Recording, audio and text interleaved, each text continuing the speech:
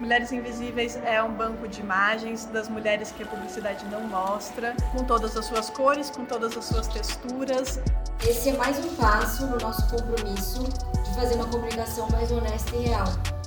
E eu estou muito grata por ter tido essa oportunidade de fazer um projeto que é tão alinhado com o que eu acredito. Sendo uma experiência maravilhosa. Não se nasce mulher. Se torna. Porque toda mulher é a soma das histórias, das descobertas, dos aprendizados, dos exemplos que outras mulheres compartilham com ela. Ser mulher não é um fim. É o próprio movimento. Faça parte do que quiser com Big Frau Movement. Nossa linha de roupas íntimas que garante a segurança para toda mulher seguir sempre em frente, compartilhando as suas experiências. Big Frau Movement. Se estamos juntas, estamos seguras. Nós somos deusas. Sororidade é poder. E eu quero ver você crescer. Sororidade é poder.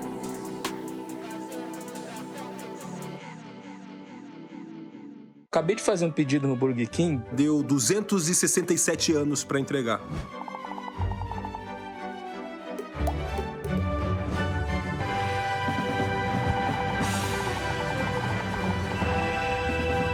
Como eu não sabia disso?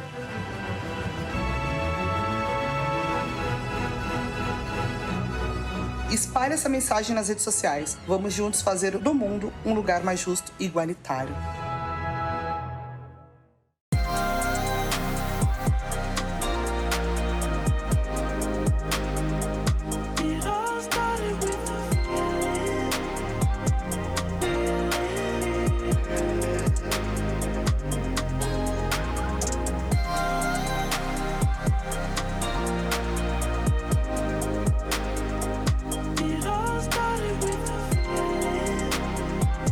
Confira a coleção exclusiva em seda Intimissimi.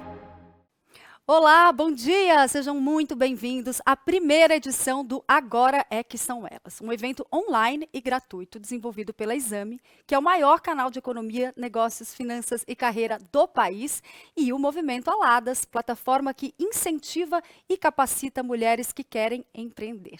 Eu sou Mônica Salgado, jornalista e apresentadora, e é uma honra estar hoje aqui com vocês, conduzindo conversas de altíssimo nível com mulheres e alguns homens iluminados que têm mudado, ou no mínimo melhorado muito, as regras do jogo. Sobretudo neste dia 8 de março, Dia Internacional da Mulher, que é muito mais do que o Dia da Mulher. Não é o dia do sexo feminino. 8 de março é dia dos direitos das mulheres. Um dia, portanto, de lembrar os direitos conquistados, mas também de lembrar os que ainda precisam se tornar realidade.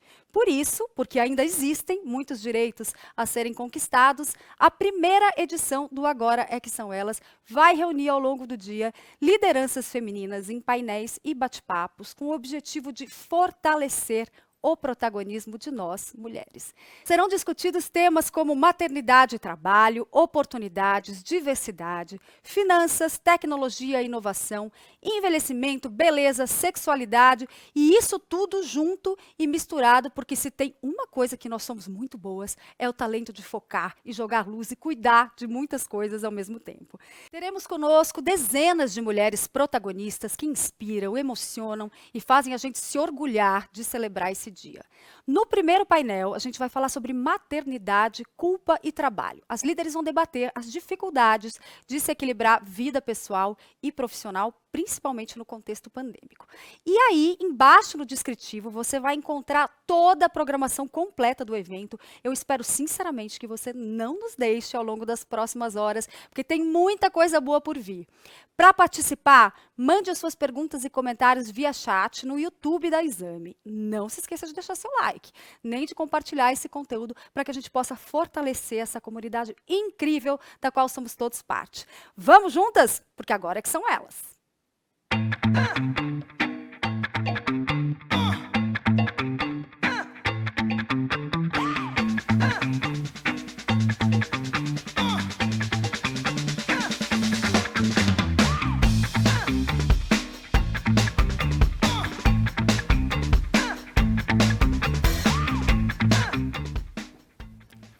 estou muito feliz de mediar um super painel que vai falar sobre maternidade e carreira, sobre culpa, sobre tentar equilibrar alguns pratinhos. E estou cheia de gente incrível para a gente conversar no Agora que São Elas. E eu vou trazer para vocês sobre a minha ótica bem curtinha, quem são essas pessoas, pelo pouco que eu conheci, até pelo que eu conheci hoje de manhã, e eles vão se aprofundar depois um pouquinho. Eu estou com a Luciana Catoni, né, da Maternidade nas Empresas, uma empresa que eu conheci na minha jornada também com a Bitumami, e sou apaixonada pelo trabalho delas. Daqui a pouco ela vai contar um pouquinho mais. Estou com a Adriana Barbosa, acabei de falar para ela que sou fã, fundadora da Feira Preta, um projeto de impacto social que eu sou muito apaixonada. E conheci hoje a Ju Azevedo, presidente da P&G. Gosto de presidentes, gente. Acho presidentes importantes aqui, principalmente com a liderança feminina. E eu amo quando um homem se junta a nós. É necessário e muito importante trazer os homens para a conversa. Pedro Figueiredo, da Memo, também seja muito bem-vindo. E eu vou começar a nossa conversa aqui, deixando eles se apresentarem com um pouquinho mais de profundidade. E já vou fazer uma pergunta. Ok? Junto, tá? Combinado. Vou começar por quem está aqui na minha frente, pode ser? Ju, seguinte. Quem é a Ju? Né? Conta um pouquinho pra gente. E em relação à carreira e família, o que é inegociável para você? Essa pergunta vai para todos vocês, tá? Então já fiquem aí na cabecinha. Né? Então, Ju, um curtinho aí. Quem é a Ju? E o que é inegociável para vocês quando a gente fala de maternidade, carreira, família, do jeito que é composta a sua família aí? Bom dia a todos, uma alegria, uma honra estar aqui, um abraço aí virtual em todo mundo que está conosco nesse painel e quem está nos assistindo. A Ju é uma brasileira apaixonada, uma mulher loira que está aqui sentada hoje com uma calça azul, uma blusa estampada, né, o cabelo solto. Eu sou uma engenheira e sou uma advogada, trabalho na P&G, que faz a fralda Pampers, faz a Gillette, 20 e poucos anos. Uau. Então foi assim o berço da minha carreira, um verdadeiro privilégio, sabe, Dani? Porque é uma empresa que fala de equidade, fala de inclusão, muito antes que esse tópico se tornou o tema que ele é hoje tão importante e discutido em tantos fóruns. A Ju também, ela é casada com o Cadu, ela é mãe do Rafael, ela é filha da Deise e do José Antônio. E para mim, duas mensagens importantes. Primeiro é encontrar o equilíbrio, porque não existe a Ju pessoa física e a Ju profissional. Existe uma Ju que tem que estar bem, que tem que estar feliz. E eu acho que essa busca do equilíbrio ela é realmente diária. E depois uma gratidão. Porque na empresa em que eu trabalho, eu encontrei um ambiente em que meus valores, meus propósitos, eu posso exercitá-los todos os dias. Essa é a Ju. Adorei a Ju. Ju quer ser minha amiga? Lógico. Então tá bom. Mas na vida real, né? Não só na virtual. Na vida real, combinado? Na vida real. Eu gosto de realidade aqui. Pedro, vou trazer para você agora. Me conta aí um pouquinho do Pedro e o que é inegociável quando a gente fala de família e de trabalho, de carreira. Oi. Bom, muito prazer. Eu me sinto de fato muito honrado de estar numa mesa com mulheres tão incríveis e importantes dentro desse debate todo. Fico muito feliz e com uma baita responsabilidade aqui de ser o homem da mesa, né? Bom, eu sou o Pedro Figueiredo, eu sou um cara branco, eu tenho uma barba por fazer, meus cabelos são longos e cacheados, estou com a camisa social verde. Ao fundo está o meu quarto, falo do quarto, não pude estar presencialmente aqui com vocês. Sou companheiro da Gabriela, que está aqui na sala, trabalhando. Dividimos aqui a nossa casa e os cômodos para trabalharmos. Eu sou um cara de 34 anos, eu sou formado em Comunicação Social pela UF, pós-graduado em Direitos Humanos, Sexualidade e Gênero pela Fiocruz e mestrando em Saúde Coletiva também pela Fiocruz. Eu estou nesse debate desde 2017, quando eu larguei minha carreira corporativa e comecei a empreender socialmente com o Memo, né? E desde então promovo o debate de masculinidades, tentando alcançar a equidade de gênero a partir disso, né? Por meio do debate de masculinidades envolvendo homens nessas reflexões. Isso é um breve resumo da minha apresentação, tá, Dani? E também quero ser amigo de todas vocês aí, por favor, hein?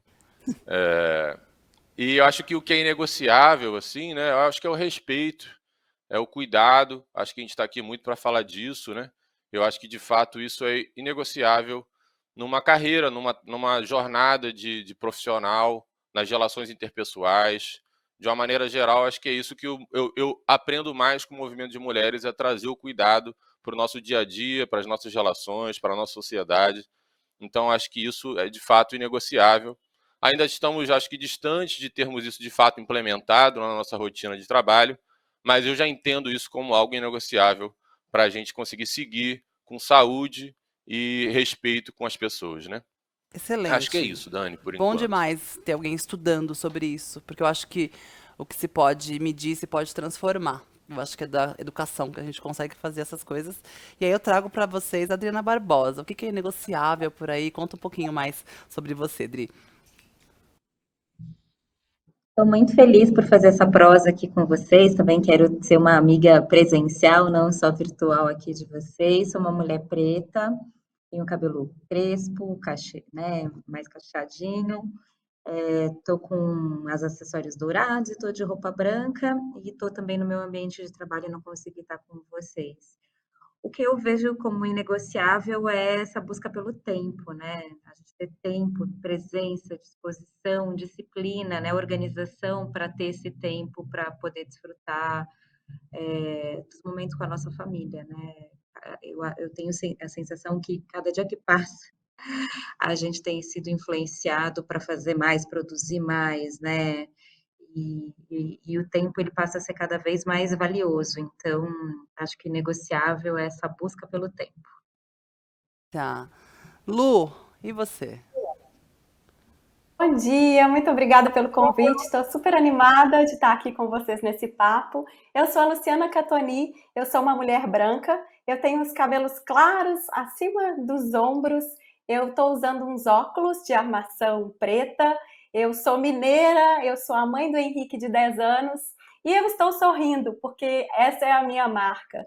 Eu acredito que o inegociável para mim é a gente poder ser quem se é, com liberdade para a gente poder se expressar, para a gente poder sorrir. Então isso para mim eu não abro mão. Eu tenho que estar no espaço que eu posso ser quem eu sou. E como disse o Pedro, né, nem todos os espaços possibilitam isso, mas essa é a nossa busca, principalmente na consultoria maternidade nas empresas, que a gente trabalha a equidade de gênero e a valorização da parentalidade no universo corporativo. E eu também sou mestra na temática da parentalidade, sou mestra pela Unicinos. A minha pesquisa investiga a maternidade nas empresas sob a ótica dos dilemas. Bom, gente, ficou para mim aqui a árdua finalização da apresentação. Eu sou a Dani Junco, eu sou filha da dona Rosalina, que é uma baiana que não acredita no impossível, onde eu fui forjada.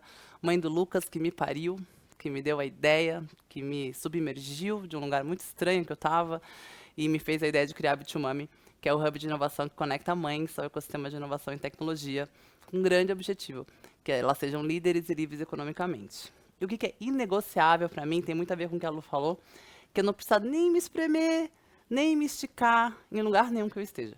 Eu só preciso ser desse tamanho aqui mesmo, né? Com os erros, com os acertos. E lugares não violentos e seguros é quando a gente pode realmente ser quem a gente é, né? Com todas as nossas camadas do coração. E aí, eu trouxe uns números para poder balizar. Eu sou pesquisadora de formação, né? E farmacêutica também. E aí esse lugar de números são bem relevantes para mim, e os números não são muito bons, mas a gente vai discutir eles numa ótica propositiva, tá? As mulheres, tem várias fontes aqui, a Deloitte, a Ernst Young, né, o Banco Mundial, e mulheres desempenham 66% de todo o trabalho do mundo, produzem 50% de toda a comida, mas recebem apenas 10% do rendimento, e são donas apenas de 1 a 2% da propriedade, né? O Fórum Econômico Mundial, que devido à pandemia piorou os números, de acordo com o Covid, e a equidade de gênero demorou mais de 135 anos para conseguir se equalizar. E 48% das mulheres saem dos seus postos de trabalho após terem filhos, né, por alguns motivos muito difíceis e muito complexos, e demoram demais para chegar de volta para o mercado até os 2 primeiros anos da criança, que, por incrível que pareça, são os primeiros 1000 dias tão relevantes, tão importantes, a Lu sabe, para a parentalidade, para a saúde pública e para várias coisas que acontecem, que a primeira infância impacta no mundo, né, porque as crianças não crescem e vão para Marte. Então, eles ficam aqui, a gente precisa saber o que vai acontecer no nosso mundo. E aí eu trouxe uma pergunta, olhando para esses números que a gente está olhando aqui. Nasce um bebê a cada 20 segundos. Vou trazer agora primeiro para a Ju, e aí depois a gente vai bater nessa bola, tá? Eu acho que vocês falam, pô, você tem uma opinião aqui para complementar? Se não comentar, eu vou puxando vocês. Nasce um bebê a cada 20 segundos no Brasil, né? Porque a maternidade ainda é tratada como uma surpresa. Não há nada mais normal, né, que fazer o mundo girar e as crianças nascerem. Porque ainda é tratada com esse lugar tão ruim, normalmente é uma surpresa desagradável em relação às empresas, em relação... O que acontece quando uma coisa tão normalizada, né, porque é natural, ainda ser uma surpresa tão grande para as empresas, né? Queria ouvir vocês. Vai lá, Ju. Olha, Dani, de novo, o meu lugar de fala da empresa onde eu trabalho, eu garanto para ti que lá não é uma notícia ruim. Perfeito. Eu já promovi, eu já contratei mulheres grávidas, eu mesma, quando o Rafa, meu filho, tem 12 anos, então, quando eu voltei da minha licença, estava amamentando, eu amamentei o Rafa por 9 meses, eu fui descobrir que a nossa sala de amamentação não era uma sala de amamentação. Era um lugar que não era legal. Boa. E naquela época eu era uma gerente e falei, gente, não é legal isso aqui. Eu quero trabalhar, mas eu quero poder amamentar meu filho. E conseguir promover a mudança. Por que eu dou esse exemplo, tá? Porque eu acho que essa é uma jornada. Dani, é uma jornada da descoberta. Mesmo numa empresa como a P&G, que no século XIX já tinha mulheres em liderança em fábrica, que fala desse assunto há muito tempo. Nós somos aqui no Brasil, na liderança, 50% mulheres, 40% incluindo as fábricas. Muito bom. Mas constantemente a gente tem que estar se atualizando e aberto para o diálogo. O que para mim, há 12 anos atrás, era um absurdo não ter, óbvio que hoje é uma sala de amamentação, isso é um básico. Quais são as necessidades atuais? E cada empresa talvez esteja num momento diferente dessa jornada. Total. E o que eu acredito que, mais do que criticar, nossa, como ainda você está nesse momento obtuso, é que hoje o papel dessa empresa seja melhor do que ele era ontem. Progredir, melhorar, para que daí coletivamente a gente vá. Faça esse movimento. E fechando aqui a ideia, eu sinto empresas como a P&G, não sendo a única, graças a Deus, e líderes como eu que falo desse local privilegiado, temos uma responsabilidade muito grande de reconhecer que a gente já está numa bolha protegida, melhorada, e, portanto, a gente tem que influenciar não só a nossa casa, mas o ecossistema à nossa volta. Esse é um pouco o meu papel aqui hoje. Perfeito. Não é a Ju só como mãe, como executiva, mas é tentar demonstrar e multiplicar as experiências que a gente tem, demonstrando que sim dá, sim é melhor e sim queremos ajudar. Sim. Para que outros possam fazer. Pegando esse gancho, Adriana, você acredita que a gente precisa olhar para mais mulheres líderes, né? Porque também faz diferença, é top-down, não é, Adriana? Você sente que se ela não entrasse, de repente, e falasse, ei, isso aqui não tá legal, e tivesse liberdade para falar... Precisa ter a visibilidade, exatamente. O que você acha, Adriana? Você acha que isso movimentaria? O que você acha que as empresas não estão olhando ainda, né? Porque tem que ser mais rápido, talento ainda, né? O que está acontecendo? Queria a sua opinião. Sim, depois do contexto da pandemia ficou mais lento ainda, né? Eu dou, assim, continuidade ao que a Ju traz e traria para o debate também a questão de uma mudança de cultura organizacional, né? Uma mudança de cultura organizacional, você traz tanto esses aspectos de rever crenças, valores, né, o patriarcado, o sexismo, o machismo, tudo que, né, é estruturante dentro da nossa cultura, e como é que você pode modificar esses processos a partir de um processo sistêmico mesmo, né? As mulheres têm garantia por lei, né? A gente tem as leis trabalhistas, né? Que prevê licença maternidade, prevê uma série de processos. Além disso, eu acho que a gente precisa também pensar em mulheres em diversos setores que possam exercer cargos de liderança.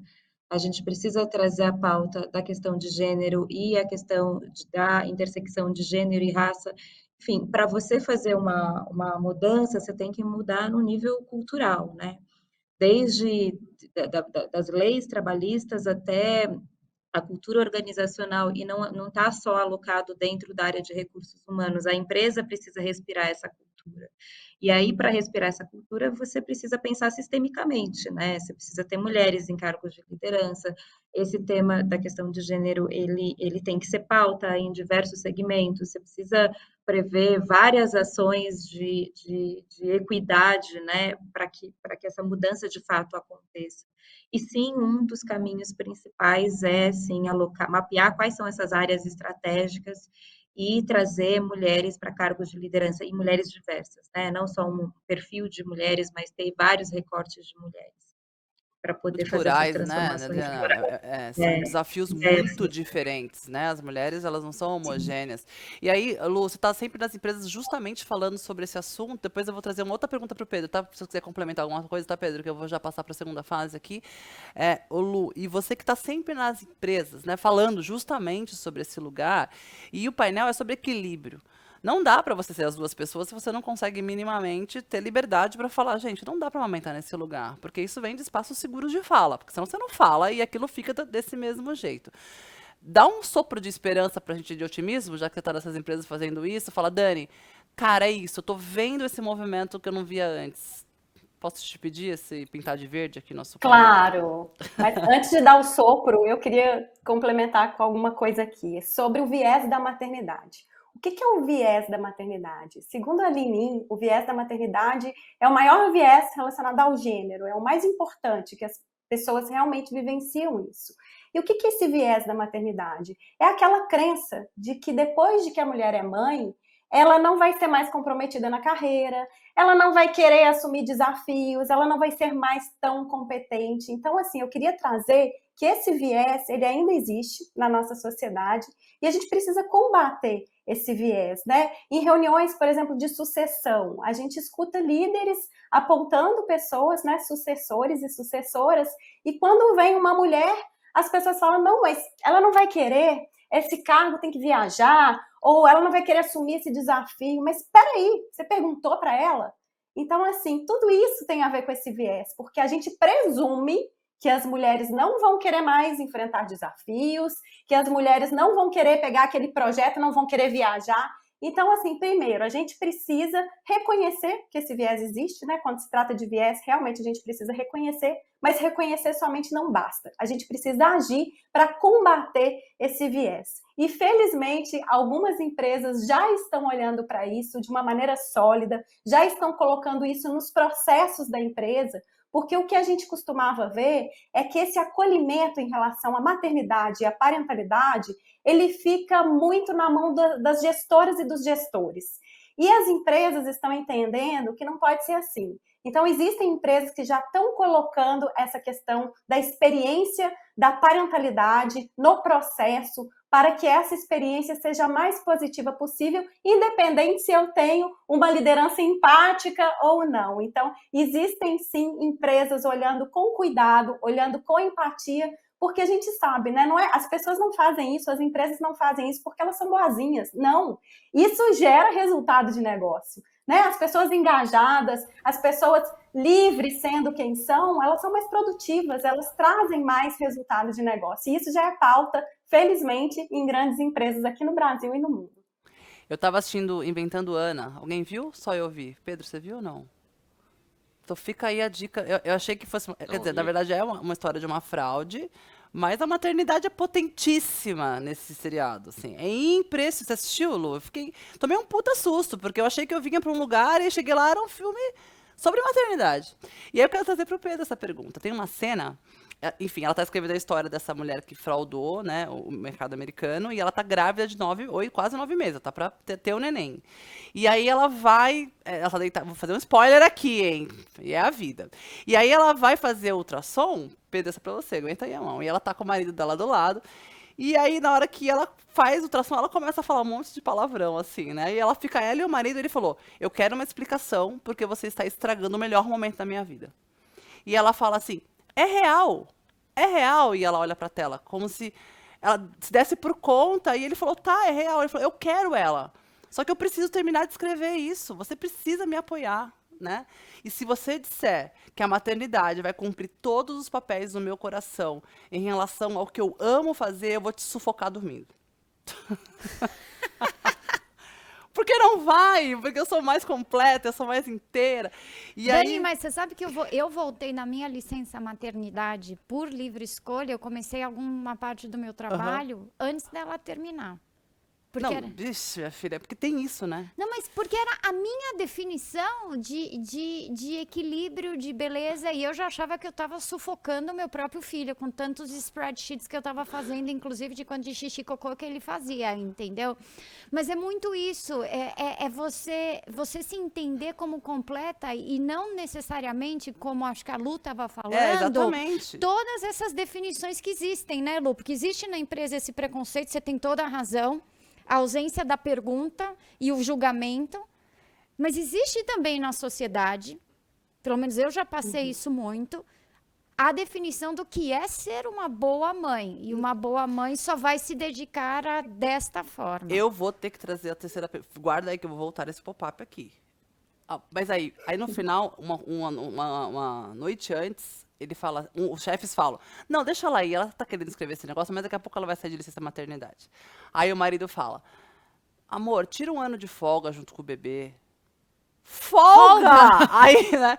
Ô Pedro, então eu trago pra você esse lugar, depois acho que a gente pode discutir. Se as mulheres hoje que cuidam de crianças em casa, que trabalham em casa, né? Parassem de trabalhar, ia mexer com 11% do PIB do Brasil. Esse trabalho ele é completamente invisível. E ele é invisível porque os homens participam pouco. É um país que temos aí mais de 14 milhões de CPF, de RG sem o nome do pai. Quando a gente recorta as classes CD, a gente tem uma piora ainda nesse quadro. Que papel que os homens têm nessa equação e como que eles podem ajudar, assim, a gente segurar alguns pratos, Pedro?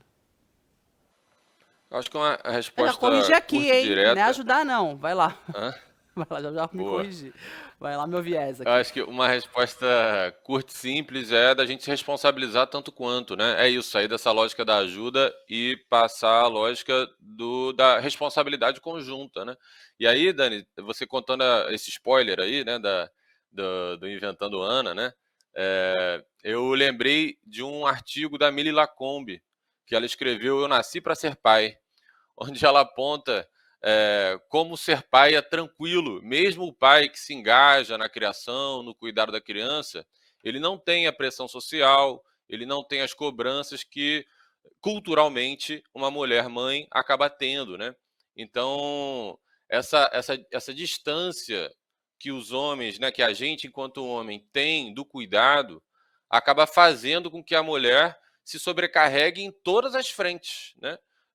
E esse número que você traz do trabalho doméstico, do cuidado de uma maneira geral, né, a tal da economia do cuidado, isso é muito manifestado nessa distância que a gente tem do cuidado desde o momento que a gente nasce, né?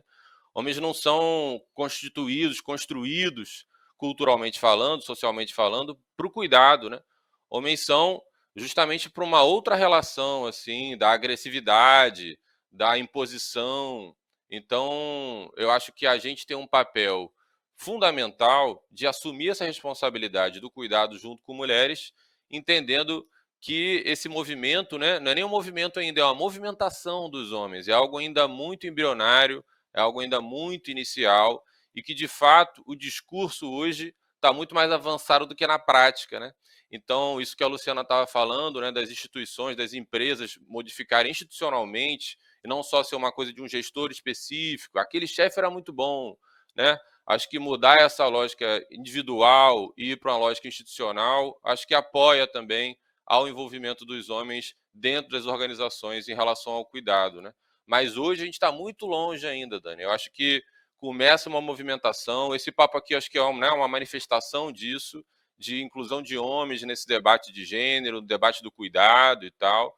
Mas eu acho que ainda está muito embrionário, sabe? Essa mudança de jeito de pensar mesmo, de encarar as coisas, tem que vir com muito esforço, porque senão, como o dado que você também trouxe, vai demorar mais de século aí para a gente chegar onde a gente quer.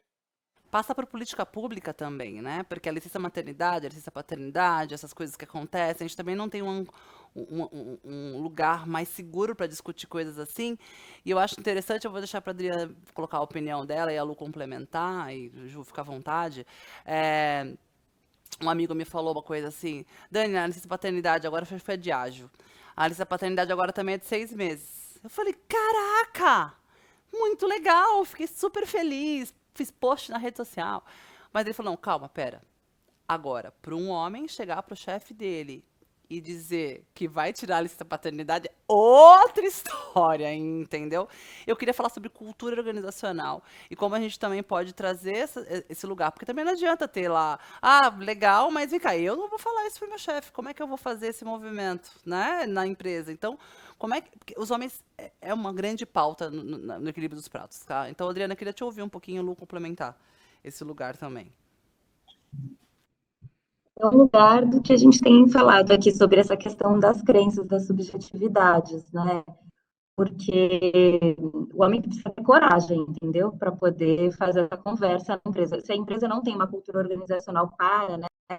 Precisa ter a coragem de puxar isso para a empresa, convidar a empresa para refletir sobre esse processo, entendeu? E eu vejo assim que corporativo. Tá travando um pouquinho. Tá tudo bem sua internet aí? Melhorou?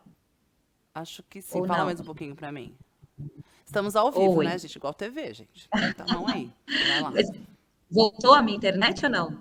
Acho que não. Está bem Não? craqueladinha. Lu, quer ir falando enquanto quer dando a sua opinião enquanto a Tá Adriana? bem. Agora melhorou, Adriana. Depois você volta lá, então. Vai lá, Lu. Tá, eu acho que é legal também a gente pontuar, como a gente está falando sobre culpa, né? A questão da culpa. A culpa, ela é um mecanismo social. Como assim? Tudo bem, a gente está falando de empresa, mas a gente também não pode ignorar que a gente vem carregando, né, toda uma carga cultural, como a Adri disse, né, a questão do machismo e tudo mais. E o que acontece em relação à culpa? A culpa é esse mecanismo que, em alguns casos, desvaloriza o feminino. Então, por exemplo, a gente pode analisar historicamente, desde Adão e Eva. Eva é a culpada, né? Aquela história que a gente escuta do nascimento, que é a questão do óvulo e do espermatozoide, que é o conto de fada científico. O que é isso? A gente sempre escutou que na fecundação, quem trabalha, quem corre, quem chega em primeiro lugar é o espermatozoide. E o óvulo fica ali esperando. Gente, isso não existe. Na fecundação, o feminino e o masculino estão a todo vapor trabalhando. E a gente vai aceitando alguns argumentos, engolindo algumas verdades que faz aumentar essa culpa. E a culpa nada mais é do que um mecanismo interno que vai nos travar. E aqui eu vou trazer a Soraya Schutel, ela fala muito sobre culpa e ela disse o seguinte, olha, a culpa é o nosso maior inimigo interno que trava qualquer decisão de autonomia e liberdade da mulher. Então, a gente precisa entender esse mecanismo para a gente não cair em certas armadilhas, né? Tanto na nossa vida pessoal quanto na empresa. Então, a importância da gente fazer perguntas poderosas ali nos nossos círculos familiares, em reuniões de trabalho, começar a perguntar para que as pessoas possam entender que esse ciclo precisa ser quebrado, né? Não é porque foi sempre assim que a gente vai repetir esse comportamento, repetir o ciclo e não vamos transformar. E esse papo é uma importantíssima oportunidade da gente romper certos ciclos, da gente romper paradigmas, para que a gente possa, de fato, né, viver numa sociedade mais justa, mais igualitária e mais feliz. Eu adoro, já que veio pra culpa, vamos pra culpa então, que eu gosto desse assunto. Porque eu acho que culpa é uma mordaça, é um impedidor. Eu acho que ela impede que você fique mais rica, gente. Tem a ver com dinheiro ficar culpada, sacou? Porque você não toma decisão, você não fala o que você quer falar, você não avança. E aí eu vou deixar pra Adriana e pra Ju, e depois o Pedro vai lá e arremata. Tem um outro filme, não sei se foi spoiler, você tá velho já, né, gente? Vão assistir filme, né? Que é a história de um casamento, que na hora da separação do divórcio, né, ela fala, olha, a culpa vem do cristianismo, né? A mulher foi negada o prazer e o descanso. A mãe foi negada o prazer e o descanso. É negado a você esse lugar. E a gente tem esse lugar. Você vai assistir mais um episódio e você fala, ai, será que eu tenho que fazer alguma outra coisa? Você não consegue. Os homens assistem 6 jogos de futebol lá, campeonato Juventus versus não sei o que, baixo 15. Estão lá horas, né? E a gente não consegue seguir num um episódio. Eu queria falar sobre esse lugar da culpa mesmo, né? E aí eu acho que jeitos práticos, assim, que vocês são mulheres poderosas, o Pedro vai poder ajudar a gente também. Como é que vocês se livram disso ou ajudam outras mulheres a se livrarem desse lugar, para poder conseguir equilibrar esses papéis? Tem aí um jeito que você faz, Adriana? Pensando com você falando, tipo, Cordeiro de Deus que traz o pecado do mundo, sabe? Tipo, sabe, essa culpa que segue, a gente, mulheres, então, socorro, né? Mãe, quando é mãe, então, eu sou mãe solteira, e eu tipo, se eu, sei lá, meio da tarde, se eu tô, assim, de folga, eu vou querer assistir um filme, eu já falo, não, imagina, querer assistir filme essa hora, minha filha, esse horário de assistir filme é à noite. Já venho com uma série de questões. Eu comecei a lidar com as minhas questões subjetivas conversando com os meus medos, com as minhas culpas, sabe? Depois de muito processo na terapia, tem me ajudado a poder enfrentar isso de frente, porque antes eu me sentia culpada e aquilo me consumia, né? De não conseguir avançar. Tipo o medo que te paralisa, a culpa que me paralisava. Hoje não, eu bato meu papo com a culpa né, internamente, para poder lidar com as questões e quando alguém joga a culpa para cima de mim, eu falo, não, essa culpa é espelho seu, não é minha, entendeu? Tipo, bora encarar de frente, falar de forma transparente e verdadeira, que essa culpa não é minha, essa culpa é sua. E eu já tive em mim não, manda um projeto. Eita, não projeta em mim não, hein? Faça assim, ó, projeta em mim não, sai pra cá, isso aí é não, seu. Em mim não, tipo, isso é seu, carrega que é seu, entendeu? Acho que quanto mais a gente puder, né, reconhecer a nossa humanização em relação às nossas subjetividades, é um processo extremamente importante. E a terapia me ajudou muito para isso, para ter conversas mais sinceras comigo mesma. Você, quando vem esse lugar assim? Olha, eu vou dizer para você que eu acho que o diálogo, como foi dito, é muito rico, o diálogo com outras mulheres, porque a gente descobre que muitos dos sentimentos, dos receios, a gente acha que só a gente está passando e vai descobrir que eles são muito comuns. Inclusive na empresa, dentro das sistemáticas que vocês estavam falando, de ter umas mudanças de uma forma mais estruturada, a gente ajuda a fomentar isso. São coisas muito bacanas, ter círculos ali estruturados para que essas mulheres troquem experiências, né? E se sintam fortalecidas de que o medo, a culpa não é só de uma, mas é de todas, e que uma já encarou e já transformou. Porque é muito necessário, eu acho, esse movimento, como a Adriana falou, e você sai de mim, ou essa culpa não é sua, porque o julgamento é muito forte. Quando eu assumi uma posição regional, eu me mudei para o Panamá e minha família ficou aqui no Brasil. Eu viajava toda semana, mãe de um filho de 3 anos. Eles não foram porque não era um bom momento tirar o meu filho aqui. Eu tinha todo o apoio, que eu acho que esse é um outro assunto que a gente também tem que ter, construir redes de apoio, total, dentro e fora, cada um na sua realidade. Não é uma questão só econômica essa, é redes de apoio, porque a gente também não sabe construir bem como mulheres. Se eu contar para você, a empresa me apoiou totalmente, mas o círculo à minha volta, muitas vezes, vestido de carinho, mas a quantidade de julgamento que eu tinha ai, mas você vai largar a criança? Ai, mas você está abandonando a sua família? E eu digo para você que a forma como eu estruturei a minha vida profissional garantia até que eu tinha mais tempo de qualidade com meu filho. Total. E tinha outros sacrifícios, não estou dizendo que essa é a melhor forma de trabalhar, mas de fora as pessoas têm muitos julgamentos e muitas definições também de como é a mulher que é a mãe, como é a mulher que é a mãe profissional, e se você não se encaixa nesses estereótipos, e eles não vão existir esses estereótipos se a gente vai avançar. Total. Tem que levantar a voz, tem que falar que isso não me pertence. E sobre economia, tem a ver com dinheiro. A McKinsey também fala que se a gente não tivesse esse gap de gênero, a gente teria colocado uma injeção de 1,3 trilhões de reais, né? Assim, o dinheiro está parado, a gente é metade da população do mundo e mãe da outra metade. Ou a gente está consumindo ou a gente está influenciando. Todos os dias, o que vai entrar? Se Pampers vai entrar na nossa... O que está entrando na nossa casa? Aí um dia eu vou trazer essa conversa agora para nós, como interrompe dinheiro, equilibrar pratos interrompe dinheiro, né? Eu estava numa reunião, e aí eu falei esse dado que mais de 80% das marcas que entram na casa das brasileiras hoje são as mulheres 85%. Que decidem qual é a marca. Aí tinha um senhor na mesa, ele falou assim, isso não é verdade. Falei, não. Ser casado? Sou. Você tomou banho de manhã? Tomei. Lavou o cabelo? Lavei. Com que shampoo? Não sei.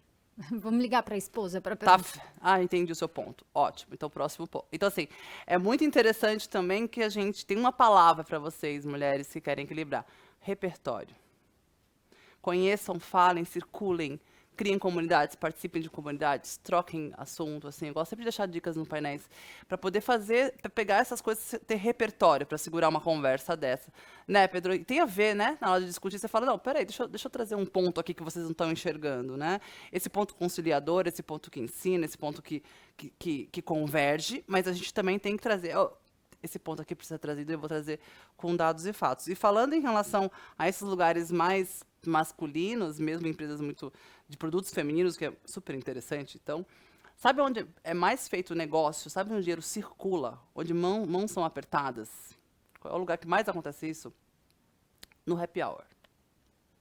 No final do dia. Naquele lugarzinho ali que a gente dá uma esticadinha. Tô falando mentira, gente?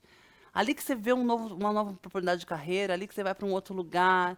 E durante muitos anos a gente ficou fora dessa esticadinha. Porque o famoso network que a gente não fazia. Essa esticadinha a gente ficou fora. Porque você pisa num evento e alguém fala, ué, com quem ficou o Lucas? Eu faço, o Lucas, meu Deus, não sei. Porra, com o pai. Então, eu queria trazer esse lugar de novo, né? Para você trazer como você consegue, com essas rodas que você faz, pedir que essas coisas sejam interrompidas, né? Porque na hora, se uma mulher está um pouco mais frágil, alguém pergunta, com quem está o Lucas? São 7 horas da noite, você fala... Tchau. É mesmo. Ai, não é meu lugar aqui. E você vai para um lugar, né, Adriana, né? E aí, o dinheiro que está rodando lá não vai para o seu bolso. Então, eu queria deixar esse lugar para você discutir aí, por favor. Não, então, eu acho que muitas oportunidades acabam acontecendo nesses espaços onde homens, em sua maioria, se encontram, né? Seja no happy hour, seja na noite de pôquer, seja no futebol, com a galera do trabalho. São nesses espaços que você vai criando essas relações para além do trabalho, que vão gerando oportunidades de carreira, outras oportunidades de trabalho, etc. e tal. Então, essa história que você estava contando antes, Dani, do homem que não sabe o shampoo que usa, eu acho que é uma manifestação muito clara, assim, ilustrativa, de como a gente é acomodado, né? De como a gente é encostado, em boa medida, com tudo que se relaciona a cuidado, e mesmo o nosso cuidado, né? É a história do homem que só vai no médico se a esposa marcar para ele, sabe? A mãe, esse papel de mãe, né? De cuidadora, até de homens adultos que têm responsabilidades mil, mas que para se cuidarem e entenderem a relação do cuidado dependem da mulher, assim. Então... eu acho que o que a gente precisa fazer, e que de alguma forma é o que a gente propõe no Memo, é deixar os homens incomodados, né? É sair dessa postura passiva e entender que problemas de gênero, tudo isso aqui que a gente está discutindo, também são problemas nossos, né? E que já passou da hora da gente, enquanto homem, assumir a responsabilidade que cabe a cada um de nós nessa história toda. Então, olhar para essas questões, entender como se dão esses relacionamentos, do ponto de vista interpessoal, do ponto de vista institucional, e assumir essa nossa responsabilidade é o que a gente pretende, né? Então, ficar incomodado é o que a gente busca, assim, né? A gente não usa termos masculinidade saudável, homem desconstruído. A gente não gosta muito disso porque parece que o cara lavou a louça, deu bom dia para as pessoas no elevador, ele chegou lá, né? Agora ele tem o selo do Inmetro de Rodrigo Hilbert, sei lá do quê. E a gente não acredita muito nessa linha de chegada, né? Então, o que importa para a gente é esse compromisso ético com essa pauta que é histórica, né? Que não é uma luta que acontece de hoje. O movimento de mulheres existe há centenas de anos já, e a gente já passou da hora de assumir a parte que nos cabe e se responsabilizar. E acho que o primeiro passo é ficar incomodado, né? Não precisa entender o que significa o termo tal, a expressão em inglês que está bombando no momento, mas se você se importa, se você está incomodado com a situação e não culpado, né? Porque isso também, esse papo de culpa que a gente estava tendo aqui, também se manifesta muito nos homens quando a gente aborda. O cara fica tão se sentindo o pior ser humano do mundo porque lembra do seu histórico que ele fica imobilizado. Então não é sobre culpa, também no debate de masculinidade, é sobre responsabilidade, né? É fazer com que esse incômodo, de fato, mobilize a gente e avance, né, enquanto sociedade, assumindo a parte que nos cabe dessa história, que é grande, né? Que não é pequena. Bem grande. A Amanda fala muito assim, vamos lá, né, gente? Quem tem que mexer as canetas são vocês mesmo. Então, agora para finalizar, já que a gente está falando de equilíbrio de pratos, eu queria dicas bem práticas de como vocês fazem aí na vida de vocês, sabe? Coisas práticas que elas consigam assistir aqui a gente e falar. Eu vou dar um exemplo, tá? Pra gente ficar fácil, a gente vai fechando com vocês. Eu uso um método dos ministérios na minha casa. Tem Ministério da Educação, Ministério da Agricultura, Ministério da Saúde. Eu dividi assim com meu marido, entendeu? O Ministério da Educação é dele. Então, tudo que acontece na escola, eu quero saber. O menino tem que ser alfabetizado, tem que passar o ano lá e os negócios tem que dar certo, entendeu? Faz pouco tempo que eu coloquei esse ministério lá em casa, as coisas vêm funcionando. Então, esse é um jeito que eu consegui dividir os papéis. E a segunda coisa aí, pessoalmente, que eu faço, eu uso um bullet journal, chama Bujo, B-U-J-O. Coloque aí no Google, tá? Me ajuda também a me organizar. É uma técnica que eu também uso aí, praticamente assim, é uma técnica que eu uso para conseguir me organizar. Então, eu queria, assim, 2 coisas que vocês fazem na vida de vocês que acaba ajudando. Quer ir você aí, Ju? Eu já tomei aqui nota mental dessas suas 2 dicas, Dani, super obrigada. Eu vou falar eu também gosto muito de organização e de dividir a tarefa. Eu acho que acaba sendo uma posição de gestora que eu tenho, mas que me faz bem. Fazer essa divisão das tarefas. Eu acho que é um pouco de você, se ele é o ministro, você talvez seja presidente, não sei, né? Mas acho que sim. Mas, enfim, ainda tem essa posição, né? E eu acho que isso me cria o lugar de fala que eu acho que é muito importante. Você ter dentro da sua casa, por incrível que pareça, a gente falou muito de empresas, mas às vezes dentro de casa a gente não tem um lugar de fala seguro para poder virar e falar, pô, não foi legal. Não foi legal aquela saída com o amigo, aquela piadinha. Não foi legal você não me ajudar com isso. E eu acho que é uma evolução importante dos relacionamentos. Com certeza. Então, essa é uma dica, né? Eu acho que eu sou bem organizada e organizadora e acho que isso me ajuda a criar lugares de fala do que talvez não esteja tão bom. A segunda é criar redes de apoio. Insisto demais nisso, porque nos meus fóruns de mulheres me impressiona como às vezes você tem mulheres maravilhosas, poderosíssimas, que gerenciam uma empresa gigantesca e quando chega na vida pessoal... Tá lá batalhada. Tá lá toda atrapalhada, não pediu ajuda, tá deixando ser julgada, enquanto ela tem que ter a definição do que é ela ser a melhor amiga, o que é ela ser a melhor mãe, e não o que dizem para ela como ela tem que ser. Excelente. Então, você realmente criar sua rede de apoio que seja coerente com as suas definições de sucesso. Acho que eu dei 3 diquinhas aqui. Foi maravilhoso. Adriana? Bom, acho que tem uma questão, queria chamar muita atenção para quando a gente olha para mulheres negras, assim, por exemplo, no meu caso, eu sou mãe solteira, então eu não tenho um marido, não tenho um bofe, um boy, sabe, que está lá comigo de Jeffas, né? Sou eu e eu. Então, para mim, o buraco o ponto de partida é diferente, o buraco é muito mais embaixo. E aí eu trago um pouco do que a Ju traz dessa questão da rede, né? Eu tive, enfim, a possibilidade de contar com uma rede. Venho de uma família de matriarcado, sempre tive mulheres em casa. Se a gente olha o histórico das mulheres negras, sempre a presença é da mulher e não o homem, sabe? Os homens impedem que as mulheres negras ascendam, mas não necessariamente tem um homem dentro de casa.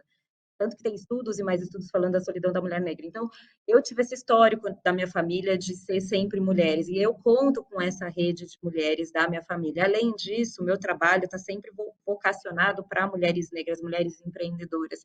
Eu fui descobrindo muitas mulheres na minha jornada. Então, eu conto com uma rede estendida de outras mulheres que me apoiam, e tem 2 questões que eu acho fundamentais, permitir a pedir ajuda e permitir a cuidar também de outras mulheres. Acho que isso foi fundamental para a minha jornada. E sempre chamar a atenção dessa questão da intersecção de raça e gênero, porque tem muitas diferenças, né? Acho que uma das coisas que a gente falou sobre muitas coisas, mas um dos temas que eu quero chamar a atenção é a economia do cuidado. As mulheres negras estão na economia do cuidado há muito tempo. A economia do cuidado é aquele processo em que as mulheres se dedicam, né, sem serem remuneradas para cuidar. Seja, isso eu estou falando sem serem remunerados, estou nem falando do trabalho doméstico, mas toda aquela carga que a gente tem de trabalho em se responsabilizar em cuidar de crianças e cuidar de idosos e cuidar da nossa comunidade. Se a gente fosse precificar, cronometrar isso, né, isso valeria muito dinheiro. Então, eu quero chamar atenção para a gente olhar um pouco para isso, né, tanto dessa questão da economia do cuidado, quanto das mudanças que vêm acontecendo em relação ao mercado de trabalho. A gente fala muito das profissões do futuro e cada vez mais precarizado, entendeu? Cada vez mais sem a segurança, né? A segurança que antes a gente, tudo era a questão da CLT, hoje a gente vê menos esse valor do trabalho de forma mais segura. Só que esse histórico para as mulheres negras já está há muito tempo, dessa informalidade, da precarização, e tudo isso vai sobrecarregando a nossa vida, né? Então, quando o processo da carreira para as mulheres negras demora muito para a gente chegar no topo, chegar na ascensão, leva muito mais tempo. Então, a estratégia que eu acho que a gente tem que ter é pedir ajuda, se permitir ser cuidado, e musculatura emocional, né? Cuidar da saúde, da dimensão da saúde mental, para poder lidar com todas essas questões complexas. Obrigada. Cada vez que a Adriana abre a boca é um TED Talk, né? Maravilhosa. Eu fico aqui. Até esqueço que eu tô no painel mediano. Você fala, nossa, gente, obrigada, Adriana, obrigada mesmo. E sem sombra de dúvida, a mulher branca é extremamente mais privilegiada. Quando alguém pergunta, ai, Dani, quais são as suas dificuldades? Eu falei, minha? Pô, nenhuma. Tem um negócio lá, um negócio aqui, mas vamos falar? Praticamente nada, gente. É tudo muito mais simples do que foi para Adriana, com absoluta certeza. Então, eu acho que é o meu papel também ativamente mudar esse lugar. E você, Lu, o que você faz por aí? Eu faço terapia, porque eu acho que é o segredo da gente viver mais leve, é o autoconhecimento. Então, a minha terapia é sagrada, um beijo para Ellen, minha terapeuta. E a gente também precisa entender que, gente, que os pratos vão cair. Nós somos seres humanos, nós somos humanas, a perfeição é coisa dos deuses, entendeu? Então, vamos parar com essa coisa que tem que equilibrar todos os pratos. Não tem. Hoje, o prato que vai cair é o prato que está aqui, que diz relação ao filho. Amanhã, o que vai cair é o do trabalho. E o segredo é a gente saber qual pratinho que vai cair hoje, porque amanhã eu vou lá e pego de novo.